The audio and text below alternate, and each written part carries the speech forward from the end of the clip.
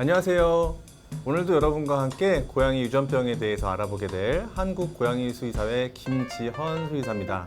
반갑습니다. 야옹.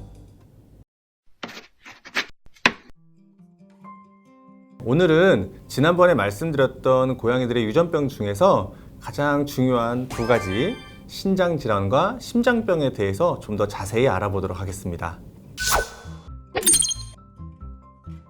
네, 첫 번째로는 고양이들의 신장질환에 대해서 말씀을 드릴 건데요. 신장질환도 많이 발생되는 대표적인 품종들이 있는데요. 첫 번째로는 신장에 모록 같은 낭포들이 많이 생기는 다낭성 신장을 가지고 있는 품종들이 있는데요. 대표적인 품종으로는 페르시안, 스코티시 폴드, 아메리칸 숏헤어, 브리티시 숏헤어 등이 있습니다. 이것뿐만 아니라 아비시니안이라든지 샴이라든지 러시안 블루 같은 친구들도 유전적으로 신부전이 잘 발생될 수 있는 품종이라고 알려져 있습니다. 특히 페르시안 같은 경우에는 다낭성 신장을 가진 고양이 중에 38% 정도가 페르시안이라고 알려져 있을 정도로 관심을 정말 많이 가져야 되는 품종인데요. 우리가 이미 가지고 있는 유전자를 바꿀 수는 없기 때문에 이런 유전적으로 문제가 있다고 알려져 있는 친구들한테는 1살 정도의 조기 건강검진을 하는 것을 추천을 드립니다. 조기 건강검진을 해서 구조적으로 혹은 기능적으로 이상이 있는지를 확인해 보는 게 중요하고요. 환경적으로 만성탈수나 이런 것들이 생기지 않도록 충분한 수분 섭취를 할 수 있도록 도와주는 것도 중요합니다. 한 가지 더 말씀을 드리자면 체중을 주기적으로 체크해 보시는 것을 추천을 드리는데요. 보통 보호자분들께 체중 체크를 말씀을 드리면 집에서 아이를 안고 체중을 재시고 본인 체중을 재시고 그걸 빼서 체중을 기록하시는 경우가 많이 있는데 경험상 보면 보호자분들의 개인적인 어떤 마음이 포함이 돼서 그런지 정확히 체중이 안 재지는 경우들이 많이 있어요. 네, 그래서 가장 좋은 방법은 이동장에 미리 이동장 무게를 이동장에 기록을 해 놓으시고 이동장에 고양이를 넣은 다음에 무게를 재신 뒤에 이동장의 무게를 빼서 고양이의 체중을 재는 게 가장 정확합니다. 네, 두 번째로는 소리 없이 다가와서 더 무서운 고양이의 심장병에 대해서 한번 알아보도록 하겠습니다. 보통 심장병은 나이와 상관없이 1살 이전에도 말기까지 진행되어서 심장병 때문에 생긴 혈전이 뒷다리를 막아서 후지마비로 병원에 오는 경우도 굉장히 많거든요.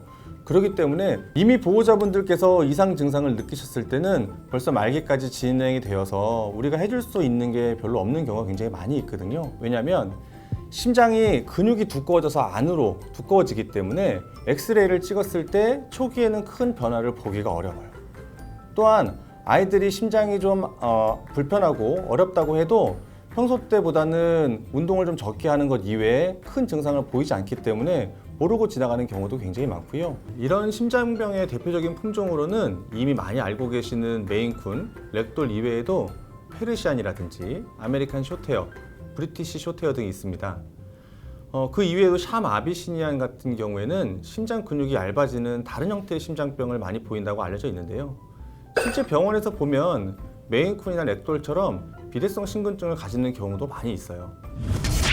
왜 그럴까요? 아마도 지금까지 나와 있는 데이터들은 주로 미국에서 만들어진 자료들이 많거든요. 근데 우리나라에 처음에 어떤 아이들이 들어왔느냐에 따라서 어떤 유전 소인을 가졌느냐에 따라 후대에 다른 질병들이 나타나는 가능성도 굉장히 높은 것 같아요.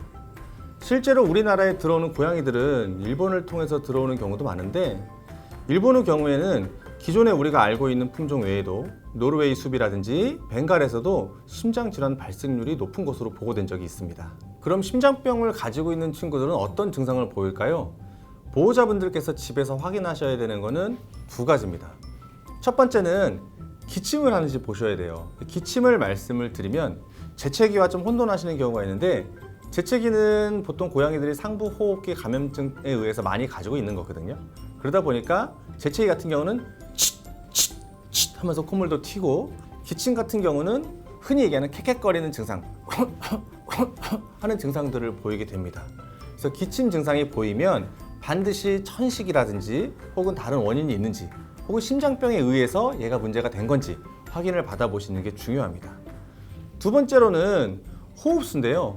보통 고양이들은 분당 15에서 30회 정도의 호흡수를 가지고 있는데 정상적으로 편안하게 쉬는 상태에서 분당 호흡수가 40회 이상이다라고 했을 때는 분명히 얘가 호흡을 하는 거라든지 혹은 여러 가지 문제를 가지고 있다는 거기 때문에 반드시 심장병에 대한 체크를 받아보시는 게 좋습니다. 이렇게 말씀드리면 아이들이 조금만 호흡이 가빠지거나 그래도 바로 병원에 연락을 주시는 경우가 있는데요. 평온한 상태라는 게 가장 중요한 것 같아요. 아이들이 우다다를 했다라든지 조금 흥분을 했다라든지 이럴 때는 자연스럽게 호흡수가 빨라지기 때문에 잠을 잘 때라든지 편히 쉴 때 호흡수를 체크를 해서 40회가 넘어가면 반드시 체크를 받아보시는 게 중요할 것 같습니다. 이렇게 기침을 한다든지 호흡수가 증가됐다는 거는 증상이 어느 정도 진행이 됐다라고 보면 돼요. 하지만 제가 한 번의 기회를 더 줄 수 있는 건강한 삶을 조금 더 누릴 수 있는 부분에 대해서 말씀을 드렸는데요. 잘 지내다가 하루 이틀 사이에 이런 증상들을 보이는 경우가 굉장히 많이 있습니다. 그래서 미리 호흡수가 좀 빨라질지라도 기침을 좀 하더라도 조금만 미리 발견하게 된다면 약을 줄 수도 있고 아이들의 삶의 질을 조금 더 좋게 유지할 수 있을 것 같아요.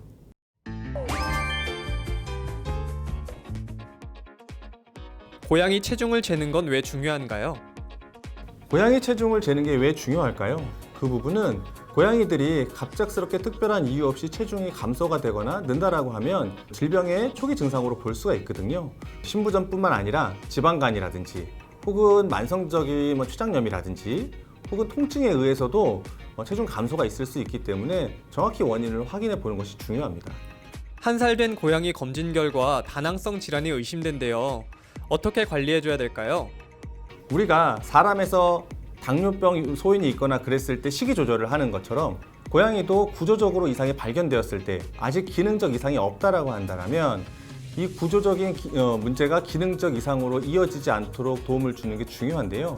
첫 번째로는 식이 관리예요. 아이들한테 적절한 사료나 음식을 제공을 해주는 게 중요하고요. 수분 섭취라든지 오메가3 지방산 같은 것들을 포함을 시켜서 아이들이 신장에 어떤 문제가 발생되지 않도록 도와주는 것이 굉장히 중요합니다. 고양이 심장병은 진단이 어렵다는데 발견한다 해도 너무 늦은 거 아닌가요? 네, 이 부분이 굉장히 중요한데요. 병원에 왔을 때 이미 말기 증상까지 와서 병원에 오면 우리가 해줄 수 있는 게 없는데요. 조기에 건강검진이라든지 혹은 이상 증세를 미리 발견해서 진단을 했을 때는 그때부터 관리, 모니터링 혹은 약을 먹어야 될지 말아야 될지를 판단해서 투약을 하는 것도 도움이 될 수 있기 때문에 조기 진단이 정말 중요한 것 같습니다.